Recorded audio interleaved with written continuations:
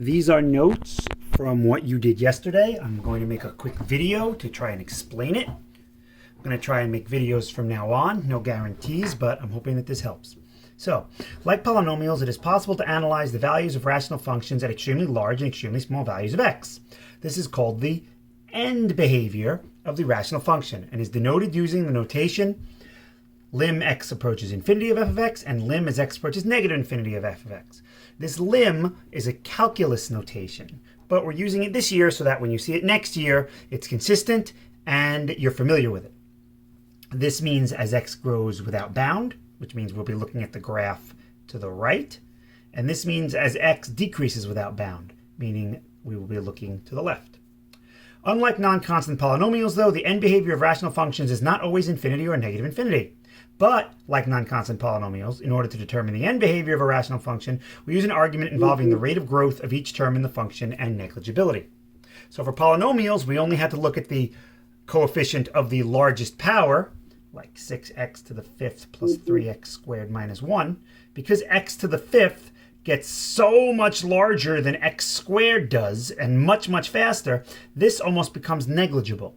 Think about it. When x is 1, yeah, x to the fifth is the same as x squared. But if x is 10 million, 10 million to the fifth is so much larger than 10 million squared that 10 million squared is almost like a penny compared to the richness of 10 billion to the fifth. It's almost like if Jeff Bezos, who's the guy who basically owns Amazon, was walking down the street and he dropped a penny.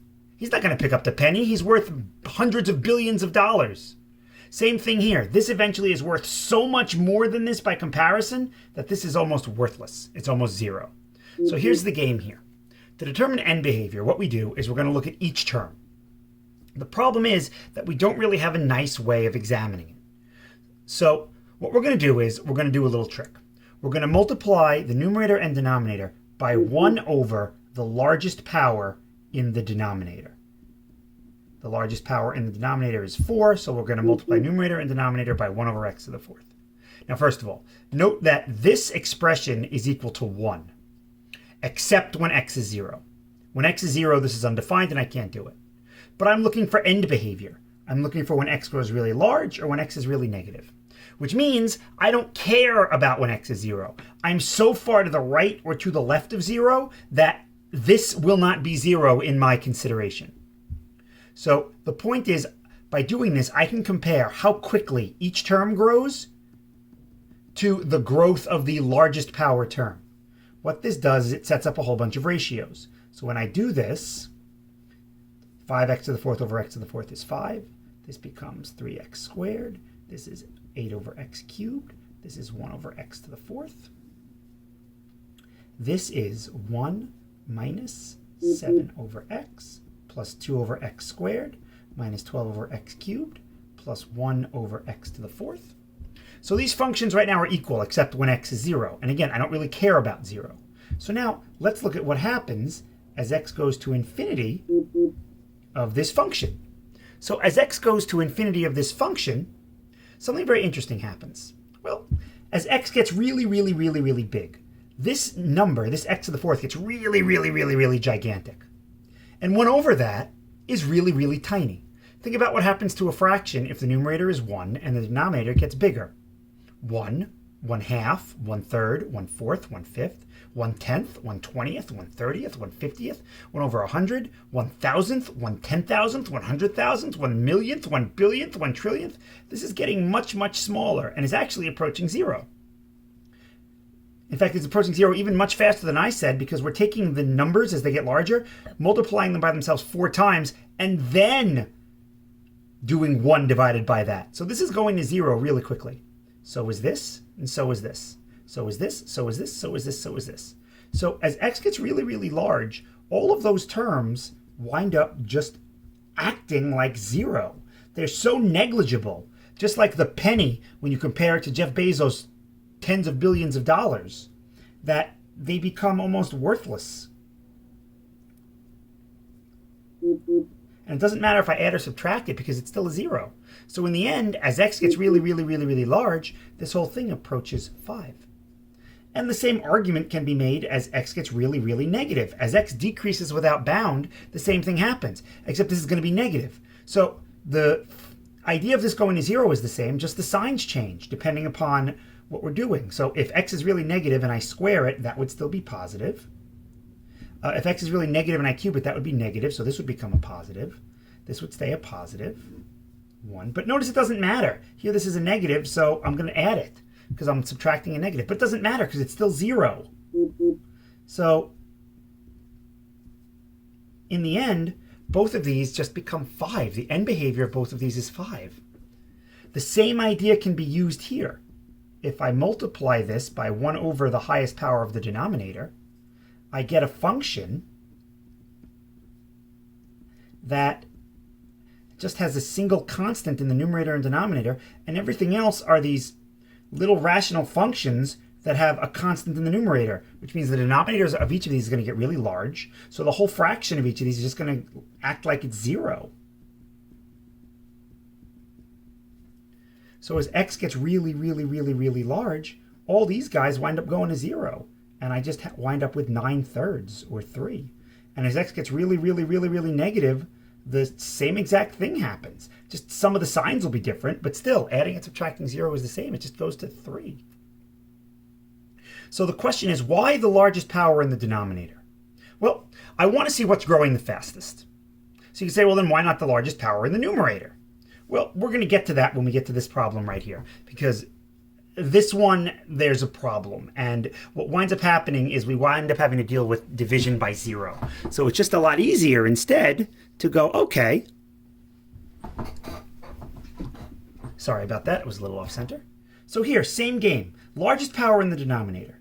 1 over x to the 4th, 1 over x to the 4th. And again, this is equal to 1 for all values of x except 0. But since I'm looking at end behavior, I don't care what's happening at 0. So really, I probably shouldn't say f of x is equal to this because it's not. I should say that the end behavior of f of x is equal to this. Because these two functions are not equal. Because 0 is in the domain of this one. 0 is not in the domain of this one.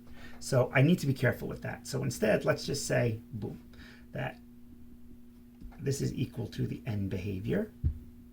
This is equal to the end behavior. And then I examine the end behavior afterwards. So here's the same game. So let's look at the end behavior of this by multiplying everything through by x to the 4th. And then 8 over x cubed plus 1 over x to the 4th. 1 minus 9 over x. Nope, that's just a single x.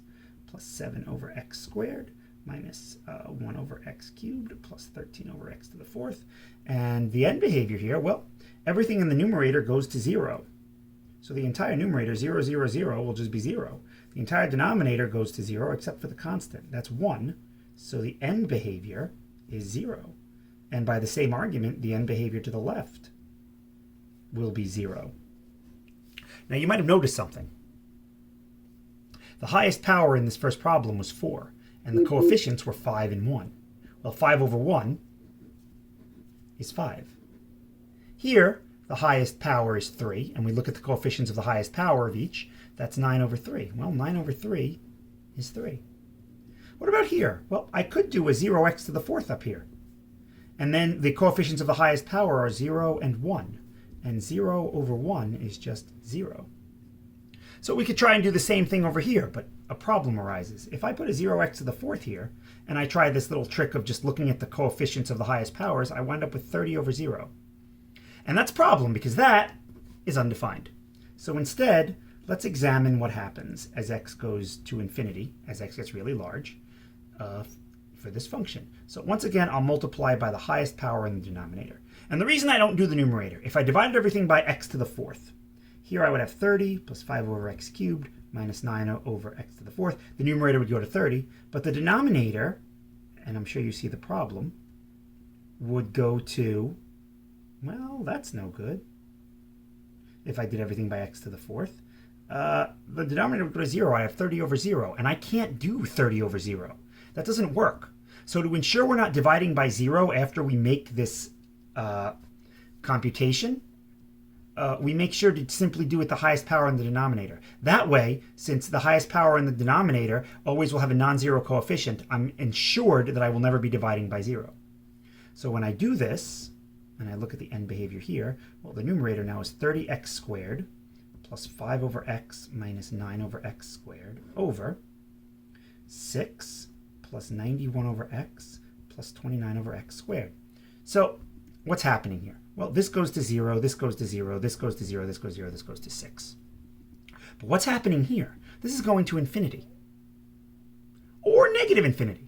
In this case, infinity, because as x gets really large, if I square that, I get a really large number. 30 times a really large number is a really large number. And if the numerator keeps on getting bigger and the denominator just stays a 6, the whole thing blows up. Think about it. If this keeps getting larger, this will be 30 over 6, 60 over 6, 100 over 6, 1,000 over 6, 1,000,000 over 6, 1,000,000,000 over 6. This just goes to infinity. So as x gets really large, this thing goes to infinity. And similarly, as x gets really negative, here I actually have to test it. If x is a really negative number squared is positive. So 30 times a positive number is positive. This also goes to infinity. So just to note what would happen, and this is interesting, if the problem were 30x to the 5th plus 5x minus 9 over 6x squared, 91x plus 29. Then I would multiply everything again by 1 over x squared. But then I would wind up with the final expression being 30x squared and a bunch of zeros, 30x cubed and a bunch of zeros over 6. Well, now, if I examine this, as x goes to infinity of this thing, well, infinity, a large number to the third power is just large, times 30 is infinitely large, and divided by 6, that still gets infinitely large. But if I get negative, there's a difference, because negative numbers cubed are still negative.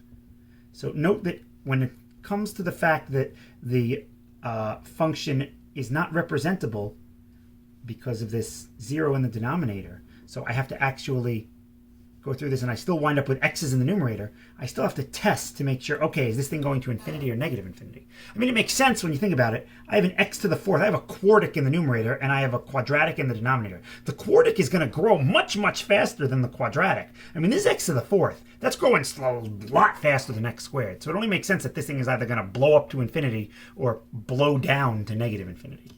So that's the idea there. And you'll notice again that the end behavior of all of these is just the highest the coefficient of the highest power of the numerator and denominator when possible. The only time it's not is when you have a situation where the denominator winds up at 0. And then we have to do some additional analysis.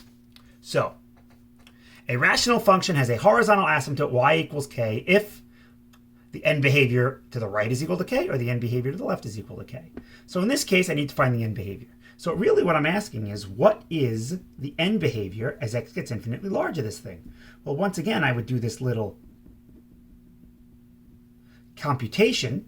So this way I would get that this is the end behavior as x gets infinitely large of 3/2 minus 7 over 3x minus 1 over 8x squared plus 7 over 9x cubed all over 1 minus 12 over x squared plus 57 over x cubed. And you notice the fractions don't affect how this works at all, because as x goes to infinity, well, this is going to go to 0, this is going to go to 0, 0, 0, 0. I'm left with 3/2 over 1. The end behavior is 3/2 over 1.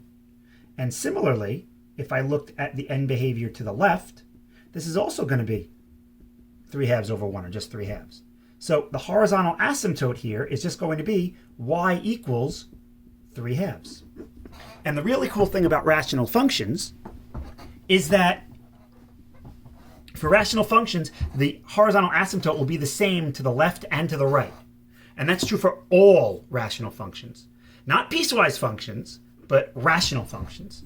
So here, if you couldn't guess, the highest power is 3, and I have the cubes in the numerator and the denominator. So the end behavior to the right and to the left, based on these patterns, and we can show the work by multiplying everything by 1 over x cubed, the end behavior is going to be pi. So the horizontal asymptote is going to be y equals pi. And it's important to note, horizontal asymptotes are y equals a constant. It's not just pi. Pi is a number.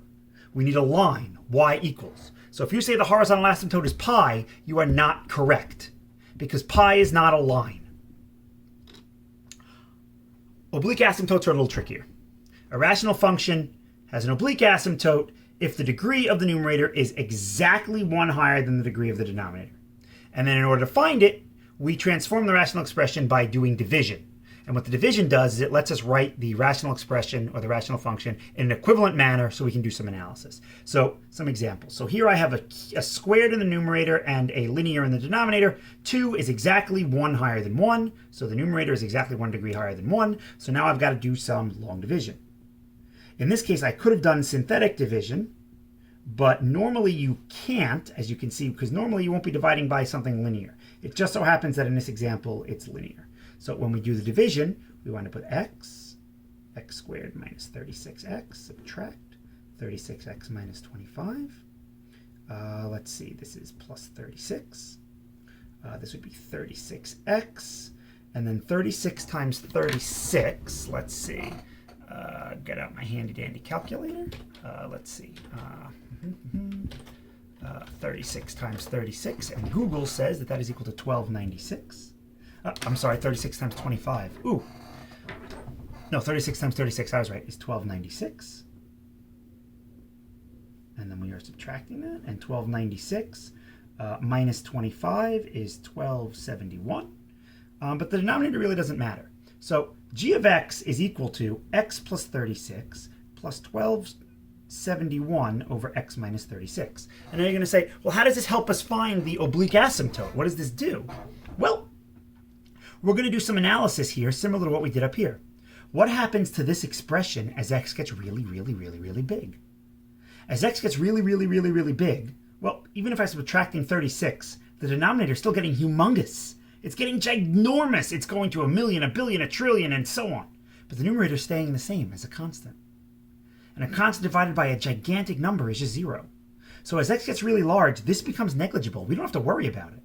Which means as x gets really large, our original function will resemble the function x plus 36. And that is the oblique asymptote. Because when we graph it, the graph of our function, when x is really big all the way to the right, will look exactly the same as y equals x plus 36. And this is true if x is really negative. This will also go to 0. Same thing. Same idea here. 7x squared minus 7 goes into x cubed minus 1 how many times? And note again, the 3 is exactly 1 higher than the 2, so I know this will work. Let's see, x cubed divided by 7x squared is 1/7 x. And again, it's okay to have fractions. This is x cubed minus x. If we subtract, this becomes x minus 1. So this is equal to 1/7 x. And then there's no squared there, so then it's plus x minus 1 over 7x squared minus 7. And we could simplify this if we wanted to. We could, factor the denominator, but it doesn't matter. Even if we factor and cancel, this expression still goes to 0. So the oblique asymptote here is y equals 1/7 x. And again, it's not x plus 36, it's y equals x plus 36, because the oblique asymptote is a line. Couple more examples to do, and then we can call it a night. As x gets really, really large here, the numerator is 1 higher than the denominator, so when I divide them, I'm going to get something linear. Quartic divided by cubic gives me linear. So again, I've got to do the math. And the really nice thing about this is, because the numerator is only 1 degree higher than the denominator, when I do the division, it's only going to have 1 or 2 steps. And that's it. So this isn't going to be anything crazy. So x to the 4th divided by x cubed is x, because the first time I divide, I'm going to get something to the power of 1. The second time I divide, I can get a constant, and then that's it. So even though it looks very complicated or very complex or tedious, it really isn't. X to the 4th minus 3x cubed plus 5x squared. Subtract. Those are gone. 3x squared minus negative 3x squared, cubed rather, is 6x cubed. Negative 2x squared minus 5x squared is minus 7x squared. Bring down the 1. This is plus 6. And ultimately, I could continue doing this for the sake of dividing. Oops, I forgot the 0x. Haha, plus 1. So it should be 0x plus 1. Plus 30x. Subtract. Cancel. 18 minus 7 is 11x squared. This would be minus 30x plus 1. So this would be 11x squared minus 30x plus 1 over x cubed minus 3x squared plus 5x. But the remainder doesn't matter, because the remainder divided by the divisor is always going to give you a term where the degree of the numerator is less than the degree of the denominator. So this whole thing is just going to go to 0. This is a rational expression, and we just did the end behavior of rational expressions. The coefficient of the cube in the numerator is 0. 0 over 1 is 0. So the oblique asymptote here is y equals x plus 6. And then here, same thing. X squared plus x minus 6 into negative 2x cubed, what, plus 0x squared plus 0x plus 0. I'm not even going to need those. This would be negative 2x. This is negative 2. Maybe I will. Negative 2x cubed minus 2x squared plus 12x. Subtract. Those are gone. This is positive 2x squared. This is minus 12x plus 0. Okay, so I did need that. This will be plus 2x squared plus 2x minus 12. Subtract. This is negative 14x plus 12. But again, it doesn't matter, because the remainder over the divisor is a rational expression that will go to 0 as x gets really large. So the oblique asymptote here is y equals negative 2x plus 2. And that's it. That's oblique asymptotes, and that's horizontal asymptotes. If you don't believe it, you can graph them in your graphing calculator and check, look at the end behavior, and see that when you zoom out, all of these graphs with oblique asymptotes look like just an oblique line, a diagonal line. And these functions, rational functions, when you zoom out far enough to the right or the left, looks like they're just horizontal lines. So anyway, that was the lesson from yesterday. I hope it makes more sense. And once again, this gets Mr. Cetron's seal of approval. All right.